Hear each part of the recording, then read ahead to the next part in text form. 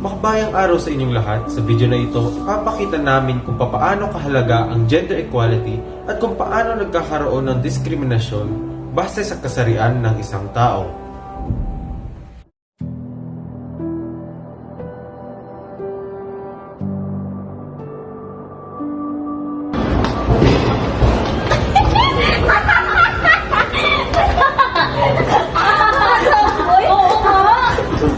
Kababaeng tao naman, din ang pinagagawa sa buhay. Oo nga, hindi sila umakto sa sarili nilang kasarian. Ew, pati talaga.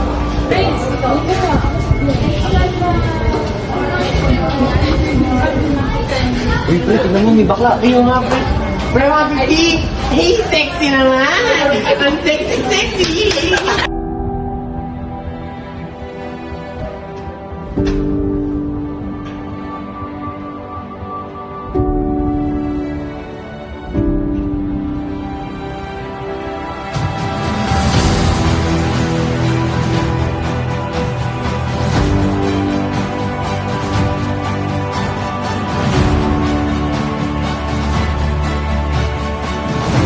Miguelito! Hindi ka babae! Lalaki ka! Wala ka! Wala ka! Wala! Ay! Wag mo! Ah!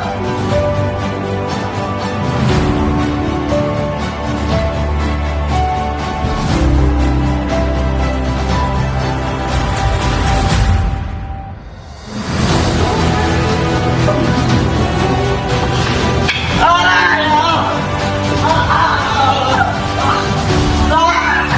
Di mo ba kailangan sa akin? Bakit nakawag sa baklang bulan ko? Bakit? Bakit ba? Yan! Sa bakla! Tay! Tama na po! Di mo ba kailangan sa akin? Sir! Tama na! Di mo kailangan sa anak ko! Araw-araw na lang ito nangyayari! Sige! Hindi ko matapos yung palang bakla! Uy, naging dito! Nangyari sa'yo? Pinubuhay nila ako. Sino? Ang masasabi ko lang, hindi lahat ng lalaki ay ayaw sa bakla. Kaya kahit ano ka man, tanggap kita. Ano ang kahulugan ng gender equality? Ang gender equality o pagkakapantay-pantay ng kasarian ay isang paniniwala na ang parehong kalalakihan at kababaihan ay dapat makatanggap ng pantay na pagtuturi. Ang mga tao ay hindi dapat diskriminado laban sa kanilang kasarian. Maaari rin itong tawaging sexual equality o equality of the genders. Bakit mahalaga ang pagkakapantay-pantay ng kasarian?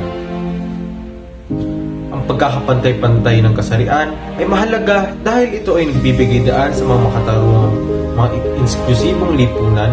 Ito ay naglalayong maukasan ang diskriminasyon at paglabag sa karapatan ng bawat isa, nagbubukas daan para sa pantay-pantay na pagkakataon at paggalang sa lahat ng mga tao at anuman ang kanilang kasarian.